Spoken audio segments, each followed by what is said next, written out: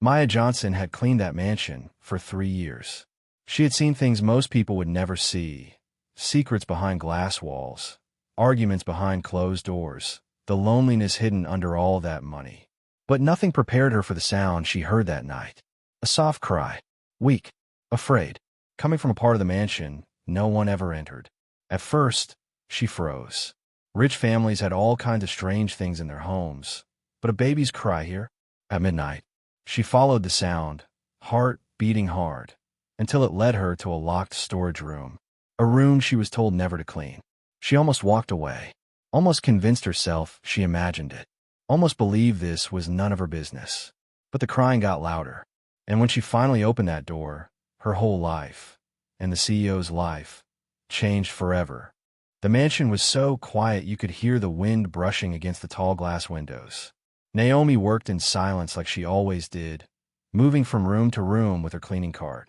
She had been a housekeeper for 12 years, long enough to know every crack in the marble floor, every corner where dust liked to hide, and every secret this mansion tried to swallow. It was the Hawthorne estate, owned by billionaire CEO Marcus Hawthorne.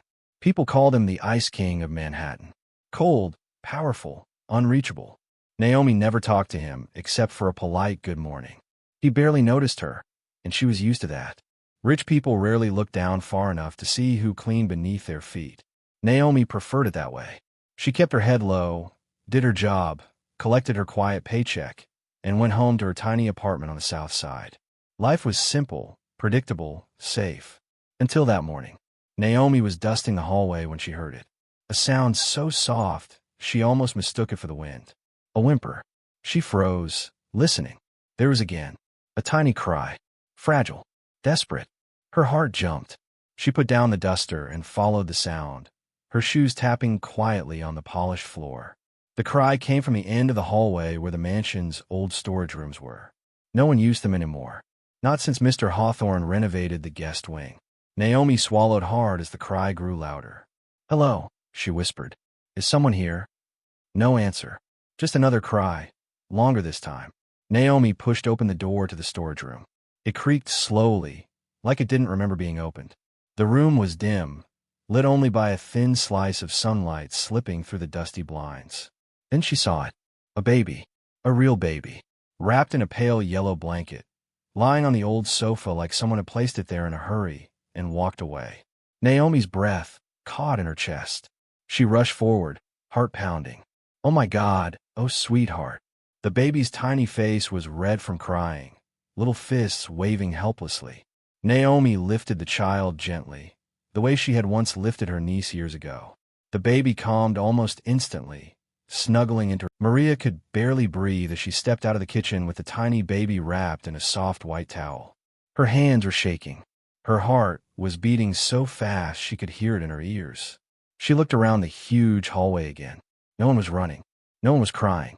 No one was searching for a missing child. Nothing was wrong, but everything was wrong. Maria whispered to herself, trying to stay calm. Whose baby is this? She knew every person who worked inside the mansion. She knew every guest who came regularly. She cleaned their rooms, washed their dishes, listened to their arguments through closed doors. She handled their secrets, even when they pretended she didn't exist. But a baby? Hidden here? For how long? The baby moved a little. His tiny hand reached up and touched her chin. Maria felt something break inside her. Something soft, something warm, something she hadn't felt in a long time. She held him closer. Then she heard footsteps. She turned sharply and saw Mrs. Davenport, the mansion's head manager, walking fast toward her. Mrs. Davenport was tall, sharp, and always looked like she had no time for anyone. But when she saw the baby in Maria's arms, she froze. Her eyes widened. Her mouth fell open. The blood drained from her face. Where did you get that?" she whispered. Maria felt her throat tighten. "In the storage room, hidden behind boxes. Someone put him there." Mrs. Davenport's face stiffened. She looked around quickly, checking if anyone else had noticed. Then she stepped closer and lowered her voice. "Maria, listen to me very carefully. You say nothing to anyone." Maria blinked. "But—" "No," Mrs. Davenport hissed. "Not a word. Not to the staff. Not to the security team. Not to Mr. Hawthorne. No one." Maria felt anger rise in her chest. He's a baby. A real baby. Someone hit him. We need help. Mrs. Davenport shook her head sharply. Help is the last thing we need. Do you understand? This family cannot afford scandal.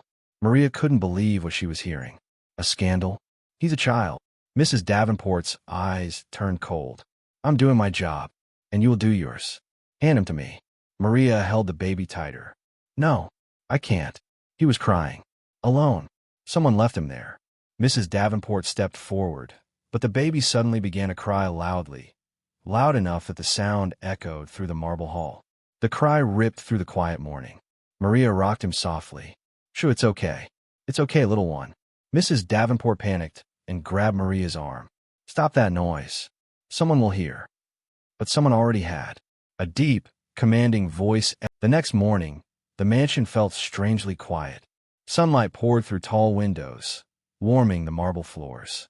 But for Rosa, the house felt cold, heavier than usual, as if the walls themselves were hiding something. She walked down the long hallway with her cleaning cart, her mind replaying last night over and over. The baby, the secret room, the fear. She barely slept. Every time she closed her eyes, she heard the baby's weak little cry echoing in the dark. Rosa paused outside the room where she had found him. Her hand hovered over the doorknob. She wasn't sure if she wanted to open it or run away from it. Finally, she pushed the door open. Empty. The cot was gone. The blanket was gone. The air felt colder now, as if someone scrubbed the room clean of its truth. Rosa's heart thumped. They moved the baby. But where? And why? As she stood there, she heard footsteps coming behind her. She turned quickly. It was Ellen, the senior housekeeper. The woman looked tired, older than yesterday, as if she carried secrets in the wrinkles around her eyes. What are you doing in this part of the house? Ellen asked softly. Rosa swallowed. Just cleaning. Ellen stepped closer and lowered her voice. You didn't see anything last night. Do you understand me? Rosa froze. Her palms went cold. So there was a baby, Rosa whispered. Ellen exhaled, long and heavy. I'm telling you this for your own good, child. This family, this house, they don't like questions. She glanced over her shoulder, making sure no one was near. If you want to keep your job and your peace, stay out of things that don't concern you. Rosa clenched the rag in her hand. But a baby concerns everyone, she said. Someone hit him in there. Hush. Ellen reached out and gripped Rosa's arm gently, but firmly. You're a good girl with a good heart. But some truths in this house are dangerous. Rosa felt a chill. Whose baby is he? She asked. Ellen shook her head. Pretend you never saw him. Then she walked away, her steps slow, tired, weighted by fear. Rosa stood alone in the hallway, staring at the empty room. Her heart wouldn't let her walk away.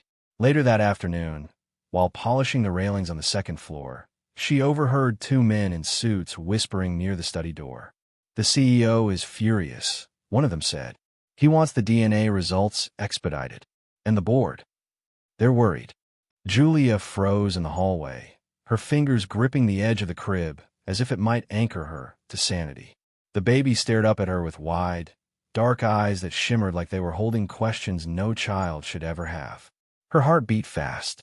She looked again at the little blanket. There was no mistake. The small embroidered initials were the same ones she had seen on old photos in the mansion. Photos the family kept hidden from guests, but that she had dusted 100 times. L.H. Liam Hawthorne. The name of the CEO's dead daughter. Julia swallowed hard. This didn't make sense. The daughter had passed away 2 years ago in a tragic car accident. The whole city had mourned her. The company had nearly collapsed in grief. And now here, inside a forgotten hallway of the same mansion, lay a baby wrapped in her blanket. Julia lifted the baby carefully, holding him close, her body shaking. She walked back toward the hallway door, expecting someone to appear, expecting a voice to yell at her, expecting a guard to accuse her of kidnapping. Nothing. Only silence. She stepped into the laundry room again and closed the secret door behind her. The room looked different now. Smaller. Scarier.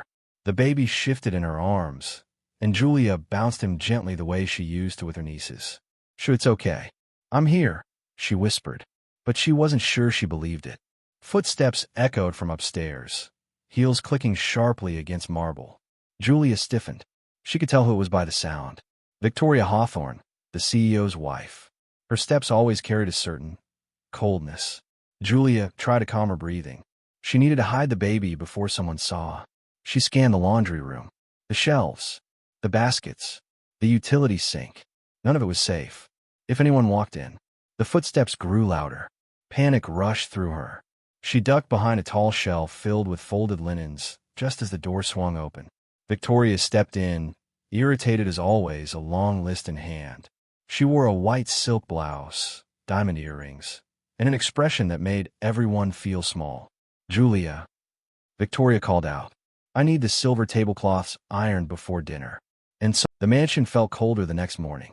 Rain tapped softly against the windows as Linda stepped inside with her cleaning supplies. The baby carrier sat on the kitchen counter, exactly where she had left it. The little girl was awake now, eyes wide, watching the world like everything was new. Linda smiled and touched the baby's tiny hand. "You deserve better than secrets, better than lies." She fed her a warm bottle, humming softly. The baby relaxed, settling into her arms like she had been waiting for this kind of peace. When the front door opened, Linda almost jumped. Mr. Grant walked in wearing a charcoal coat, his expression tight, unreadable, wounded in a way she had never seen before. He stopped when he saw the baby in her arms. For a long moment, neither of them spoke. Finally, he let out a breath, almost a whisper. "So it is true." Linda held the baby a little closer. "The test said you're the father." He leaned against the kitchen island, eyes dark with a mix of anger, shock, and something like fear. "She had a baby in my house. She used me.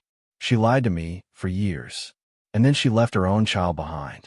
Linda shook her head softly. "But this child is innocent. She didn't choose any of this." Silence wrapped the room. Linda could hear the rain. She could hear the baby breathing. "Do you know what it means for me?" he asked, voice low. "A scandal. Headlines. Questions from the board. Investors panicking. They will think I am irresponsible, reckless, weak." Linda looked at him without blinking. "Or they will see that you are human, and that you are trying to do the right thing." He gave a short, empty laugh. "The right thing? I don't even know what that is anymore." Linda stepped closer and gently placed the baby in his arms. At first he stiffened. Then something shifted. His shoulders loosened. His face softened. The baby blinked up at him with big, trusting eyes. She reached out and touched his tie with her small fingers. For a moment, everything in the room stopped. Mr. Grant swallowed hard. She looks like me." Linda nodded. "She does." He stared at the baby for a long time. Something inside him cracked open. Something he had buried under money and meetings and decisions and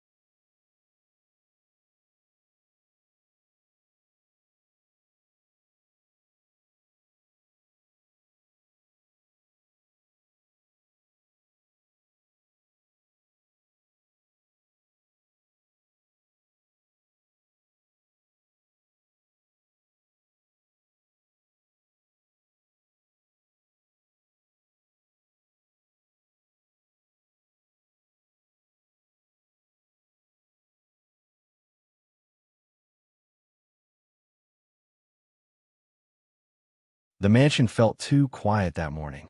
Rosa walked slowly down the long hallway, her heart already heavy. Today, everything would be revealed.